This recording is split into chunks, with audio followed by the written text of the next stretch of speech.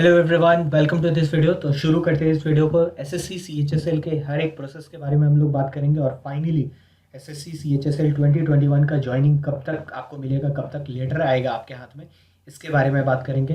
तो शुरू करते हैं इस वीडियो को। सबसे पहले तो मैं बता दूं कि ये जो एग्ज़ाम है सीएचएसएल का वो 3 टीयर्स में होता है। टीयर 1 सब से स्टार्ट होता है ये, और ये जो टीयर 1 है वो सीबीटी होता है, कंप्यूटर बेस्ड टेस्ट होता है। इसमें आपसे 25 क्वेश्चंस मैथ्स, इंग्लिश, रीजनिंग और जीएस से पूछा जाता है, 25-25। और आज से ठीक 4 महीने बाद ये मई में लिया जाएगा एग्ज़ाम आपका, ठीक है। तो 4 महीने है आपके पास, आप मन लगा कर तैयारी कीजिए। आपने अगर कहीं से आपको जहाँ से भी तैयारी करनी है, आप अगर कोचिंग से कर रहे हैं, ठीक है, तो आप अभी से मन लगा कर तैयारी कीजिए, क्योंकि ये लास्ट सीएचएसएल होने वाला है। इसके बाद एनआरए सीईटी एग्ज़ाम कंडक्ट करवाएगी, ठीक है। तो आपने अगर कोचिंग ज्वाइन कर लिया है, ठीक है, और आपने अगर नहीं ज्वाइन किया है, ठीक है, तो आप अगर कहीं से सोच रहे हैं कि ज्वाइन करेंगे तो कर लीजिए, क्योंकि टाइम बहुत कम है। अगर आपको समझ में नहीं आ रहा है कि कहाँ से करूँ ट्यूशन, ठीक है, तो आप इंडिया के बेस्ट टीचर से पढ़ सकते हैं। अनअकैडमी एक ऑनलाइन प्लेटफॉर्म है जहाँ पे इंडिया के बेस्ट टीचर्स अवेलेबल हैं। तो ये है पवन राव सर, और ये है मैथ्स के अभिनय सर, ये है रानी मैम, अमन वशिष्ठ सर। इंडिया के ये बेस्ट टीचर्स हैं एसएससी के फील्ड में। तो आप इनसे पढ़ सकते हैं अनअकैडमी पे। और यहाँ पे ये देखिए 29 तारीख से ही एक एसएससी सीजीएल और सीएचएसएल के लिए ये बैच शुरू होने जा रहा है। तो आप इसे ज्वाइन कर सकते हैं, ठीक है। और अगर मैं फ़ी स्ट्रक्चर की बात करूँ तो देखिए ये जो फ़ी है इसका 12 महीने का जो फ़ी है वो 6,500 रुपये है। लेकिन आपको बिल्कुल ये पे करने का ज़रूरत नहीं है। अगर आप एग्ज़ाम क्लस्टर 10 ये कूपन कोड यूज़ करते हैं, ठीक है, तो आपको मिल जाता है 10% डिस्काउंट, और फ़ी जो है आपका वो हो जाएगा 5,850 रुपये 12 महीने के लिए, जो पर मंथ होगा 487 रुपीज़, ठीक है। पर महीने 487 रुपीज़ आपको पे करने पड़ रहे हैं। तो कोई भी ऑफलाइन जो क्लासेस है वहाँ पे आपको 487 रुपीज़ में पर मंथ नहीं मिलेगा। तो आप इंडिया के बेस्ट टीचर से पढ़ने का यहाँ पे आपको मौका भी है। तो वापस आते हैं हम अपने वीडियो पे, और हम बात करते हैं सीएचएसएल के ज्वाइनिंग प्रोसेस के बारे में। तो सबसे पहले तो टीयर 1 ये मई में होने वाला है आपका।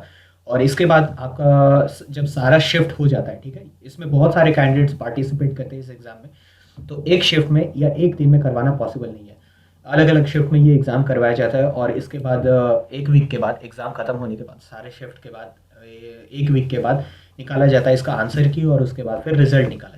और फिर रिज़ल्ट निकालने के बाद कॉल लेटर भेजा जाता है टीयर 2 के लिए। तो इन सब में टाइम लग जाता है 3 महीने का, ठीक। इसके बाद फिर टीयर 2 के लिए बुलाया जाता है। टीयर 2 एक डिस्क्रिप्टिव एग्ज़ाम होता है जहाँ पे आपसे लेटर और ऐसे पूछे जाते हैं, ठीक है, ऐसे लिखवाए जाते हैं। और इसके बाद टीयर 2 का रिज़ल्ट आता है, और फिर टीयर 3 के लिए आपको बुलाया जाता है। लेटर और ऐसे चेक करने में टाइम लग जाता है, और अगर एसएससी स्पीड हुआ तो 3 महीने में भी रिज़ल्ट आ जाता है, और अगर स्लो हुआ तो 5 महीने तक का टाइम लग जाता है। हम लोग लेके चलते हैं कि 4 महीने तक में आपका रिज़ल्ट आ जाता है, ठीक है, टीयर 2 का। और इसके बाद आपको कॉल लेटर भी आ जाता है, ठीक है, इन 4 महीनों में। तो ये 4 महीने के बाद आपसे टीयर 3 में आपका टाइपिंग टेस्ट होता है। इसमें आपको 35 की स्पीड मांगी जाती है इंग्लिश में, और हिंदी में मांगी जाती है 30 की स्पीड, ठीक है। तो टीयर 3 में आपसे टाइपिंग करवाया जाता है, और आपका डीवी भी होता है। डीवी मतलब डॉक्यूमेंट वेरिफिकेशन, आपके जितने भी डॉक्यूमेंट्स हैं वहाँ पे वेरीफाई किया जाता है। और अगर आपने रिजर्वेशन ली हुई है किसी कैटेगरी से, तो वो भी आपका वहाँ पे वेरीफाई किया जाता है कि आप के पास वो सर्टिफिकेट है या नहीं। और इसके बाद ये टीयर 3 हो जाता है। इसके बाद फाइनल मेरिट लिस्ट निकाला जाता है, ठीक है।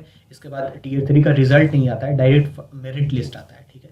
तो इसमें यहाँ पे देखिए ये 2 महीने का टाइम लग जाता है मेरिट लिस्ट निकालने में, टीयर 3 के बाद 2 महीने, ठीक है।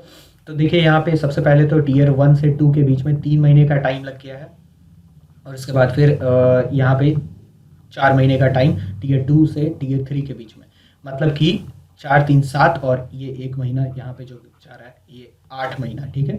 तो 8 महीना यहाँ पे लग गया, 8 और 2 10 महीना, और यहाँ पे टीयर 3 1 महीना जो जा रहा है वो हो गया 11 महीना, मतलब 11 महीना तो यहीं पे लग गया है, ठीक है।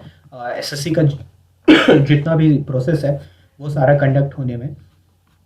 11 महीने का टाइम लग गया है, मोटा मोटी आप इसे 12 महीने लेके चलिए, ठीक है।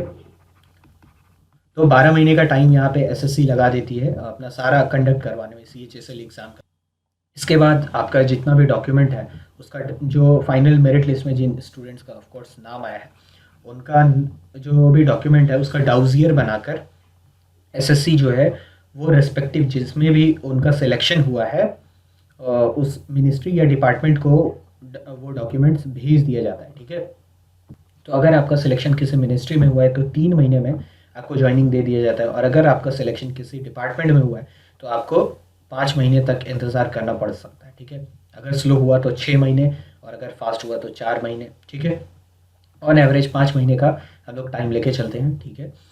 तो यहाँ पे देखिए ये जो मिनिस्ट्री है रिलेटिवली फास्ट होती है क्योंकि इस पर वर्कलोड कम होता है, और डिपार्टमेंट में जॉइनिंग का जो प्रोसेस है वो कुछ कुछ बीच में होता है, जैसे किसी किसी डिपार्टमेंट में वो अपना हेल्थ चेकअप करती है, तो वो सारे प्रोसेस में टाइम लग जाता है, ठीक है। तो डिपार्टमेंट में थोड़ा सा स्लो होता है जॉइनिंग, और इस पर वर्कलोड भी ज़्यादा होता है डिपार्टमेंट में, तो इसीलिए इसका थोड़ा स्लो है। मिनिस्ट्री में आपको 3 महीने में ज्वाइनिंग मिल जाता है, उधर लग चुका है आपको 11 महीने, और फिर यहाँ पे 3 महीने, मतलब 1 साल, इसको 12 मोटा मोटी रख लीजिए, तो मतलब 1 साल और 3 महीने बाद आपका 1.25 साल में ज्वाइनिंग हो जा रहा है, ठीक है, मिनिस्ट्री में अगर आपका सिलेक्शन होता है। और अगर आपका सिलेक्शन किसी डिपार्टमेंट में हुआ है, मतलब कि आपको 1.5 साल का टाइम लग जाएगा, टियर 1 से लेके आपका मेरिट लिस्ट निकाल के, और फिर आपका फाइनल जो ज्वाइनिंग है वो मिलते मिलते आपको 1.5 साल का टाइम लग जाएगा। अब चलिए हम लोग बात करते हैं 2021 का जो CHSL होने वाला है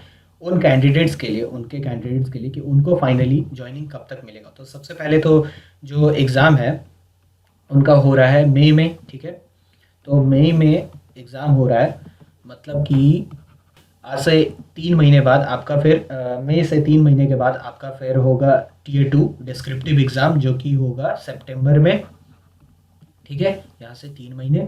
और इसके बाद फिर होगा टियर 3 का एग्ज़ाम जो टाइपिंग है, ठीक है, टाइपिंग एग्ज़ाम वो होगा आपका फरवरी में, 4 महीने के बाद।